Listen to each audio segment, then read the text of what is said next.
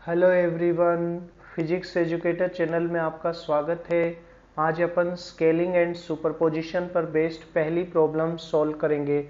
इस प्रॉब्लम में ये दिया गया है, consider a cube as shown in figure 1 with uniformly distributed charge in its entire volume. Intensity of electric field and potential at one of its vertex P are E0 and V0 respectively. A portion of half the side length of the original cube is cut and removed as shown in the figure 2. Find the modulus of electric field and potential at point P in the new structure. तो यहाँ पर देखिए, ये original cube है जो uniformly charged है। इसके point P के ऊपर अपने को पोटेंशियल और फील्ड दिया हुआ है V0 E0। अब अपन इसमें से आधा साइड लेंथ का क्यूब कट करके रिमूव कर देते हैं, तो अपने पास जो रिमेनिंग स्ट्रक्चर बचेगी वो ये रहेगी। अब इस स्ट्रक्चर के अंदर अपने को पता करना है इस पॉइंट P के ऊपर फील्ड और पोटेंशियल की वैल्यू क्या होगी। यहाँ पे फील्ड कितना रहेगा और पोटेंशियल की वैल्यू क्या रहेगी। तो चलिए इस प्रॉब्लम को अपन सॉल्व करते हैं। यहाँ पर देखिए, मैंने बिगर क्यूब और बिगर क्यूब से कट करके अलग किए गए स्मॉलर क्यूब दोनों को सेपरेटली दिखाया है।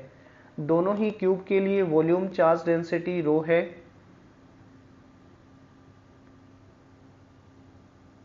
बिगर क्यूब की वजह से इसके वर्टेक्स P पर पोटेंशियल और फील्ड दिया हुआ है। मैं पोटेंशियल को VB से डिनोट कर देता हूँ, फील्ड को EB से डिनोट कर देता हूँ। VB की वैल्यू अपने को दी हुई है V0 और EB की वैल्यू दी हुई है E0।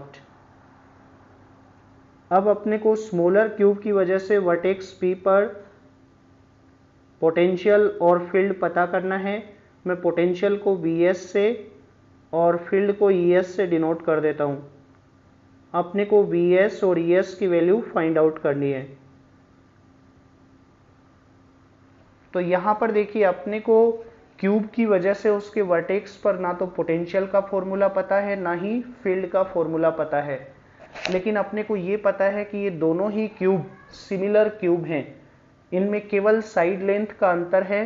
पहला जो क्यूब है उसके लिए साइड लेंथ L दी हुई है और दूसरे क्यूब के लिए साइड लेंथ है L/2। तो वर्टेक्स के ऊपर पोटेंशियल और फील्ड का जो एक्सप्रेशन होगा वो दोनों क्यूब के लिए सेम रहेगा। अपने को केवल ये देखना है कि पोटेंशियल और फील्ड किन किन चीजों के प्रोपोर्शनल होंगे। तो एक पॉइंट चार्ज की वजह से पोटेंशियल होता है KQ/R। तो अपन ये कह सकते हैं कि क्यूब की वजह से उसके वर्टेक्स पर जो पोटेंशियल होगा वो क्यूब के ऊपर टोटल चार्ज के प्रोपोर्शनल होगा और कैरेक्टरिस्टिक लेंथ R के इन्वर्सली प्रोपोर्शनल होगा। कैरेक्टरिस्टिक लेंथ R के रूप में अपन क्यूब की साइड लेंथ ले सकते हैं। तो मैं बिगर क्यूब के लिए तो ये लिख देता हूं, बिगर क्यूब का potential VB is proportional to total charge on bigger cube, that is rho multiplied by its volume L cube। और कैरेक्टरिस्टिक लेंथ के रूप में मैं साइड लेंथ L ले लेता हूं। तो अपने पास VB प्रोपोर्शनल होगा रो L² के।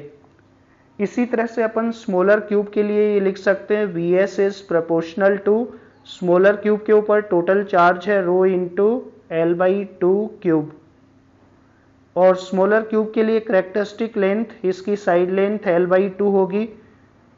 तो VS is proportional to rho L²/4, ये अपने पास आ जाएगा। अब मैं VS को VB से डिवाइड कर देता हूं, क्योंकि यहाँ पे देखो दोनों ही इक्वेशन के अंदर जो प्रोपोर्शनलिटी कांस्टेंट होगा वो सेम रहेगा।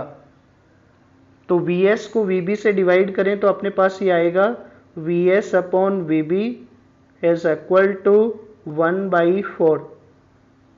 और यहां से मैं VS की वैल्यू VB की टर्म्स में लिख सकता हूं। VS को अपन ये लिखेंगे VS is equal to VB/4। VB की वैल्यू तो अपने को गिवन है V0 के बराबर तो स्मॉलर क्यूब की वजह से वर्टेक्स पर पोटेंशियल होगा V0/4 के बराबर।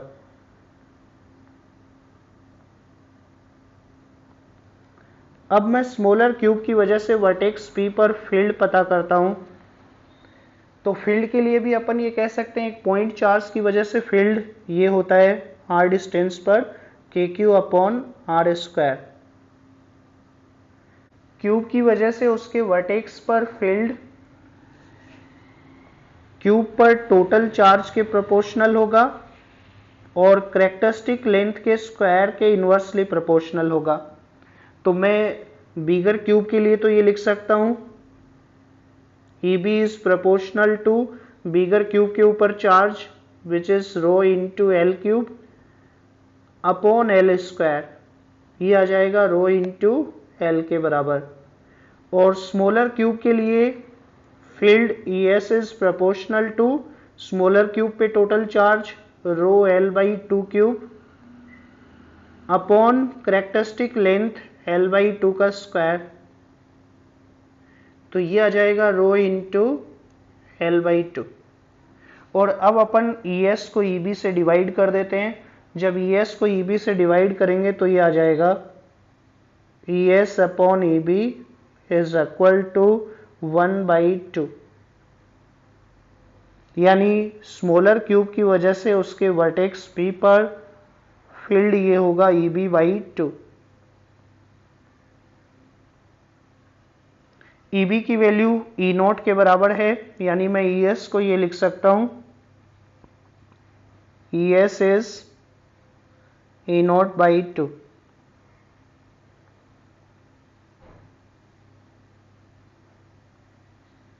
तो अपन ने स्मॉलर क्यूब की वजह से उसके वर्टेक्स पर फील्ड और पोटेंशियल दोनों की वैल्यू पता कर ली है। अब अपन प्रिंसिपल ऑफ सुपरपोजिशन का यूज करेंगे। जब अपन बिगर क्यूब में से स्मॉलर क्यूब को सब्ट्रैक्ट करते हैं तो अपने पास एक स्ट्रक्चर रह जाती है। इस रिमेनिंग स्ट्रक्चर की वजह से अपने को पॉइंट P पर फील्ड और पोटेंशियल पता करना है।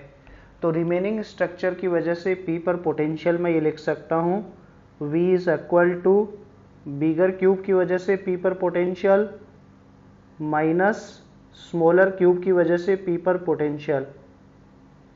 बिगर क्यूब की वजह से P पर पोटेंशियल अपने को गिवन है V0 और स्मॉलर क्यूब की वजह से अपन ने पोटेंशियल कैलकुलेट किया है V0/4। तो रिमेनिंग स्ट्रक्चर की वजह से P पर पोटेंशियल हो जाएगा 3V0/4। सिमिलरली अपन फील्ड के लिए भी ये लिख सकते हैं रिमेनिंग स्ट्रक्चर की वजह से P पर field is equal to bigger cube की वजह से P पर फील्ड माइनस स्मॉलर क्यूब की वजह से P पर फील्ड। यहां पर देखिए अपने को ये रिलेशन वेक्टर फॉर्म में लिखना चाहिए, लेकिन सिमेट्री से तीनों ही केसेस में फील्ड सेम डायरेक्शन में पॉइंट करेगा, तो अपन वेक्टर साइन को हटा सकते हैं। अब बिगर क्यूब की वजह से फील्ड अपन ने ये लिया था E0 और स्मॉलर क्यूब की वजह से कैलकुलेट किया था E0/2। तो रिमेनिंग स्ट्रक्चर की वजह से फील्ड ये आ जाएगा E is equal to E0/2। तो रिमेनिंग स्ट्रक्चर की वजह से फील्ड की वैल्यू तो होगी E0/2 और पोटेंशियल की वैल्यू होगी 3V0/4। तो ये दोनों अपने आंसर होंगे।